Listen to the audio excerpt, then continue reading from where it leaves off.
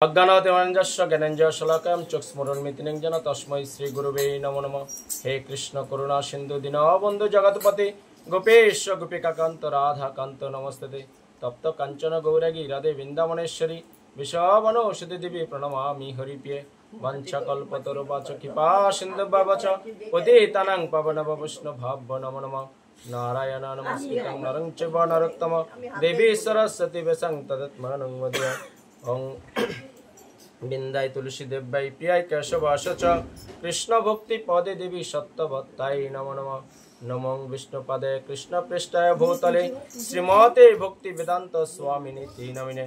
नमस्ते सरस्वती देवे गौरवाणी प्रचारिणे निर्विशेषे शून्यवादी प्रसादेशतारिणे। जय श्री कृष्ण श्री चैतन्य प्रभु नित्यानंद श्री अद्वैत गदाधर श्रीवासादि गौर भक्तवृंद। हरे कृष्ण कृष्ण कृष्ण हरे हरे हरे राम राम राम हरे हरे। अखंडमंडलकर्ण व्यक्तं जना चराचरं तत्पदं दर्शितं जन तस्मै श्री गुरुवे नमो नमः। गुरु ब्रह्मा गुरु विष्णु गुरुदेव महेश्वर गुरु साक्षात् परम ब्रह्म तस्मै श्री गुरुवे नमो नमः। যাদের হাত আছে সবাই হাত তুলে বলুন ওং নমো ভগবতে বাসুদেবায়। ওং নমো ভগবতে বাসুদেবায়। ওং নমো ভগবতে বাসুদেবায়। হরে কৃষ্ণ। কার হাত নাই? সবারই তো হাত আছে না, অনেকে আবার হাত থাকে, ভগবান দিয়েছে। হরে কৃষ্ণ। ভক্তরা মাতাজিরা, ভগবান আমাদেরকে দিয়েছে দুটো হাত, কিন্তু আমরা আরেকটা হাত বানিয়ে নিয়েছি, সেটা হলো অজুহাত। এই জন্য আমরা বলি যার হাত আছে হাত তোলে। অনেক আছে অজুহাত দিয়ে হাত তোলে না। তাই ভক্তরা মাতাজিরা, আজ আমরা একটা সুন্দর এবং শুভ সময়ে আমরা এই সাহাবাড়ির ভগবত ধামে উপস্থিত হয়েছি। আপনারা তো জানেন সবাই, ভগবান শ্রীকৃষ্ণের বন্ধ হয়ে গেছে, হ্যাঁ চলছে। ভগবান শ্রীকৃষ্ণের যে 12টা মাস আছে গৌরীয় ভাবধারায়, কেশব থেকে শুরু করে দামোদর মাস, বাংলায় বৈশাখ থেকে চৈত্র মাস, ইংলিশে জানুয়ারি থেকে ডিসেম্বর। তাই বাংলায় 12টা মাসের মধ্যে ভগবান শ্রীকৃষ্ণের আমরা শাস্ত্র থেকে জানতে পারলাম 3টে মাস অতীব প্রিয়। সেগুলো কি? বৈশাখ মাস, মাঘ মাস আর এই কার্তিক নিয়োগ মাস। তাই এই মাস ত্রয়ের মধ্যে 3টে মাসের মধ্যে সর্বোপরি ভগবান শ্রীকৃষ্ণের প্রিয় হলো এই দামোদর কার্তিক মাস। কেন? ভগবান শ্রীকৃষ্ণ ছোটবেলায় বিভিন্ন লীলাবিলাস করেছিলেন। এই কার্তিক মাসে তিনি মা যশোদার দাম মানে দড়ি, উদর মানে কোমর, দড়ি দিয়ে কোমরে বন্ধনে, মায়ার বন্ধনে, বাৎসল্য প্রেমে ভগবান শ্রীকৃষ্ণ বাধা পড়েছিলেন। এবং এই কার্তিক মাস রাধারানীর অতীব প্রিয়। রাধারানীকে আমরা শাস্ত্র থেকে জানতে পারলাম রাধা কৃষ্ণ নয় অভিন্ন, যেই রাধা সেই কৃষ্ণ। তারা দাপর যুগে যখন ব্রহ্মার এক কল্পে এই পৃথিবীতে এসেছেন স্বয়ং ভগবান শ্রীকৃষ্ণ, তাই তারা লীলাবিলাস করার জন্য একজন নর এবং একজন নারী রূপে এসেছেন। তাই রাধা কৃষ্ণ নয় অভিন্ন আমরা শাস্ত্র থেকে জানলাম। তাই রাধারানীর অতীব প্রিয় এই কার্তিক মাস। কেন? এই কার্তিক মাসটা সৃষ্টি হয়েছে কৃত্তিকা নক্ষত্র থেকে, আর এই কৃত্তিকা নক্ষত্রটা রাধারানীর অতীব প্রিয়। তাই ভগবান শ্রীকৃষ্ণ সেটাকে আরো উজ্জ্বলময় করেছেন, রাধারানীর যেহেতু প্রিয়। তাই আমরা শাস্ত্রে গুরু মহাজন এবং আচার্যরা বিভিন্নভাবে বর্ণনা করেছেন যে রাধা হলো পূর্ণ শক্তি আর ভগবান শ্রীকৃষ্ণ হচ্ছেন শক্তিমান। তাই আপনি তখনই শক্তিমান হতে পারবেন যখন আপনার কাছে পূর্ণ শক্তি থাকবে। তাই এই জন্য দেখবেন আপনারা এমন কোনো বিগ্রহ বা মন্দির কোথাও দেখবেন না যে রাধা একা সেবা হচ্ছে বা কৃষ্ণের একা সেবা হচ্ছে।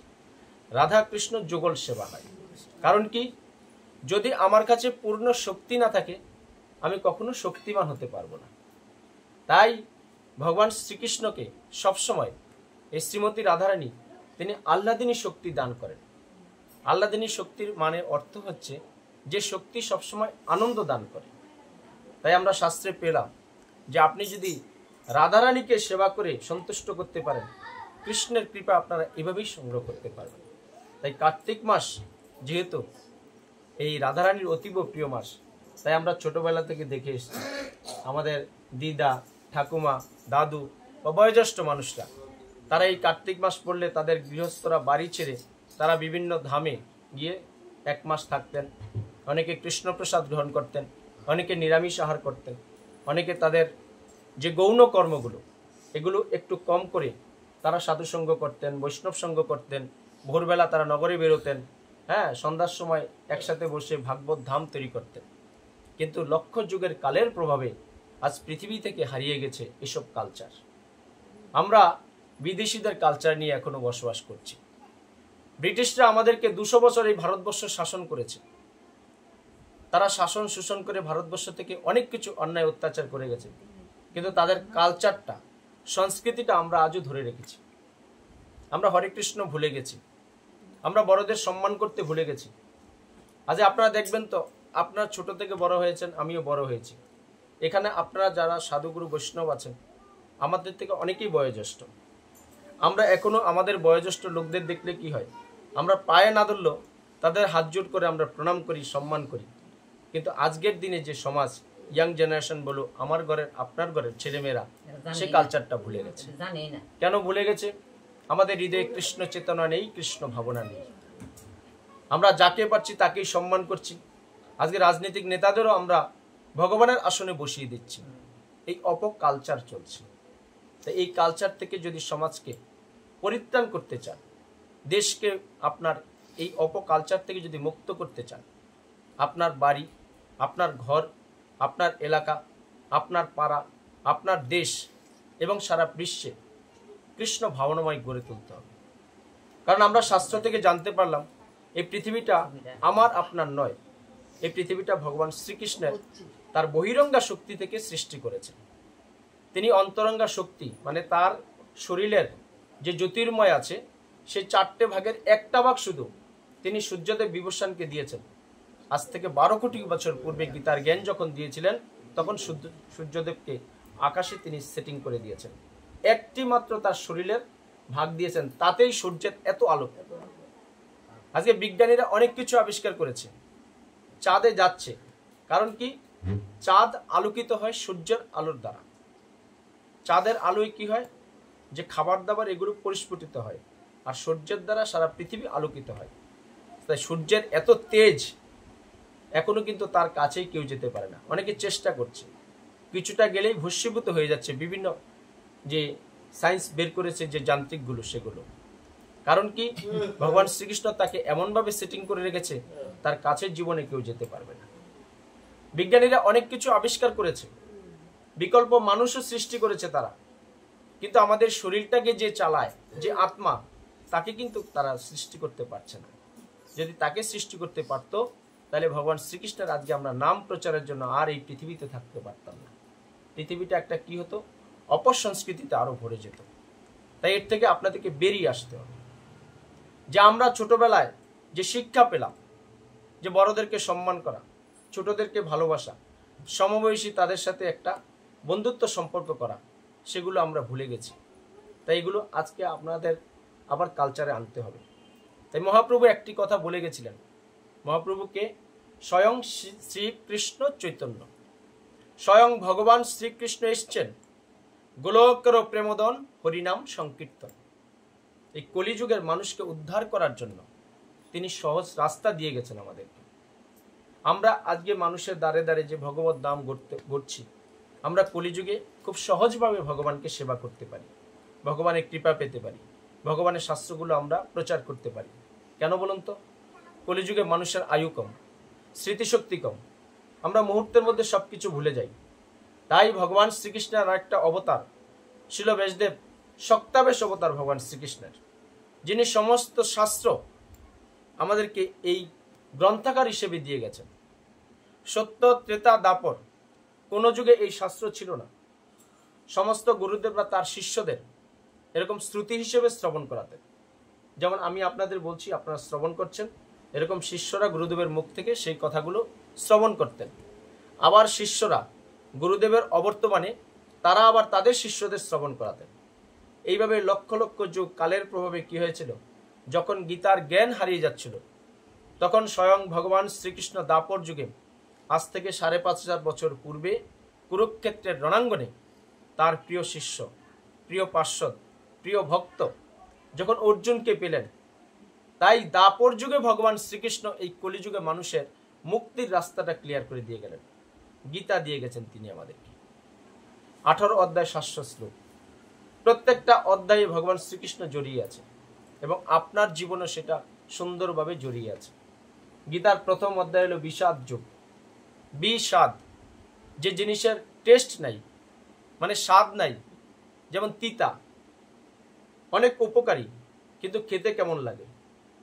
মরণদায়ী ওষুধ, যখন আমাদের শরীর খারাপ হয়, সব ওষুধ কি মিষ্টি হয়? ম্যাক্সিমাম ওষুধ তিতা হয়, কারণ বিষে বিষক্ষয়। তাই ভগবান শ্রীকৃষ্ণ এই গীতার প্রথম অধ্যায় বিষাদ যুগে একজন ধর্মান্ধ এবং জন্মান্ধ লোককে দিয়ে প্রথম শ্লোক পড়িয়েছেন। কাকে? যিনি কৌরবদের পিতা, ধৃতরাষ্ট্র। ধৃতরাষ্ট্র কি ছিল? জন্মান্ধ ছিল, যার কারণে সে রাজা হতে পারেনি। শাস্ত্রে আছে যারা বিকলাঙ্গ থাকবে তারা দেশের গুরুদায়িত্ব তারা কাঁধে নিতে পারে না। তাই কি করেছে, নিজের সন্তানদের, যেহেতু 100 পুত্র, শক্তি বেশি, তাই নিজের সন্তানদের তিনি কৌরব পুত্র হিসেবে পরিচয় দেয়, আর পাণ্ডুর পুত্রদের, ভাতুষ পুত্রদের কৌরব হিসেবে পরিচয় দেয় না, কারণ তারা 5 ভাই, তাদের পরিচয় দেয় পাণ্ডু পুত্র হিসেবে। তাই সেই জন্মান্ধ, আর যেহেতু ভাতুষ পুত্রদের তাদের পরিচয় দিতে তিনি দ্বিধাবোধ করেন, তাই তাকে শাস্ত্রে বলা হয়েছে তিনি ধর্মান্ধ। তাই তাকে দিয়ে গীতার প্রথম শ্লোক ভগবান শ্রীকৃষ্ণ বলিয়েছেন। কি বলেছেন? ধর্মক্ষেত্র কুরুক্ষেত্র সমবেতা যুদ্ধসম মামক পাণ্ডবশ্চৈব কিম কবর্ত সঞ্জয়। দেখেন, উনি কুরুক্ষেত্র থেকে প্রায় কয়েক লক্ষ মাইল দূরে তিনি সঞ্জয়, তাদের এই যুদ্ধের সচিব ছিল। সঞ্জয় ছিল নারদ মুনির শিষ্য। নারদ মুনির আশীর্বাদে তিনি দিব্য দূরদৃষ্টি সম্পন্ন পেয়েছিলেন সঞ্জয়। তাই সে দূরে দেখে দেখে ধৃতরাষ্ট্রকে যুদ্ধের কথা বর্ণনা করছে। আর তিনি বলছেন এই যে ধর্মক্ষেত্র, দেখেন ধর্ম কিন্তু তার মধ্যে আছে, কিন্তু ওই যে 100 পুত্র, আমার অনেক কিছু আছে, এই আমার আমিত্বে এবং স্বরূপুর তাড়নায় সে ধর্মকে ভুলে গেছে। কিন্তু ভগবান শ্রীকৃষ্ণ এত সুন্দর এই কুরুক্ষেত্রের যুদ্ধ আয়োজন করেছেন, তাই সেই যুদ্ধকে তিনি বলছেন ধর্মক্ষেত্র কুরুক্ষেত্রে আমার ছেলে এবং পাণ্ডুর ছেলের একত্রিত হয়ে কি করছে। তাই ভগবান শ্রীকৃষ্ণ এই ধৃতরাষ্ট্র জন্মান্ধকে দিয়ে প্রথম শ্লোক বলিয়েছেন বিষাদ যুগে। আর দেখেন এই প্রথম শ্লোকের সাথে আমাদের জীবনটা কত একটা সুন্দরভাবে মিলিত আছে। আজকে আমরা যখন মাতৃগর্ভ থেকে জন্ম নেই, আমরা কি কেউ হাসি দেই আগে, না কান্না করি? কোনো বাচ্চা যখন জন্ম নেয়, এখন তো আর কেউ দাইমা বা এই মা বা এমনি জন্ম নেয় না, এখন সব কি হয়, সিজারে হয়ে যায়। ডাক্তারবাবুর কাছে যাবেন, শাস্ত্রে আছে কি 10 মাস 10 দিনে বাচ্চা পরিস্ফুট হয়। এখন 7 মাস 8 মাসে ডাক্তাররা কেটে তাড়াতাড়ি টাকা পয়সা ইনকাম করার জন্য বের করে দিচ্ছে। যার কারণে কি হয়, আমাদের স্মৃতিশক্তি নাই, আমাদের চোখের পাওয়ার থাকে না অল্প বয়সে। আপনারা দেখবেন আজকে 5-6 বছর বাচ্চাদেরও চশমা লাগে। কিন্তু দেখেন আপনাদের এখানে অনেক বয়স হয়েছে, আমারও 42 ইয়ার্স হয়ে গেছে, ভগবান আশীর্বাদ করছে বলে আমারও এখন চশমা লাগছে না। এগুলো কেন হচ্ছে? অপসংস্কৃতির জন্য। আমরা যেই কর্মই করছি, আমরা ভাবছি মনে আমরা ভালো আছি, কিন্তু আমরা সত্যিকার অর্থে আমরা কেউ ভালো নেই। আমরা হয়তো ক্ষণিকের জন্য ভালো থাকি। তাই ভালো থাকতে গেলে কি করতে হবে? শাস্ত্রে বলেছে যে কৃষ্ণ বিনা যে সংসার করে জাগতিক দুঃখ তাকে জাপটিয়া ধরে। আপনি ভাববেন না যে ভগবানকে ভুলে আপনি ভালো আছেন, চিত্রগুপ্ত কিন্তু আপনার হিসাবটা লিখছে। আজ দেখেন সিসিটিভি চারিদিকে বেরিয়েছে, চোর কিন্তু পুলিশ কিন্তু চোর ধরতে পারে না, সিসিটিভি ধরে দিচ্ছে। তাই চিত্রগুপ্ত, চিত্র মানে কি? ছবি, গুপ্ত মানে গোপনে, গোপনে কিন্তু চিত্রগুপ্ত সবার হিসেব করে যাচ্ছে, ছবি তুলছে। আপনি ভাববেন না আমরা 4 দেয়ালের মাঝে 100 তলার উপরে বসে আছি, যমরাজ বা চিত্রগুপ্ত ভগবান মনে দেখছে না।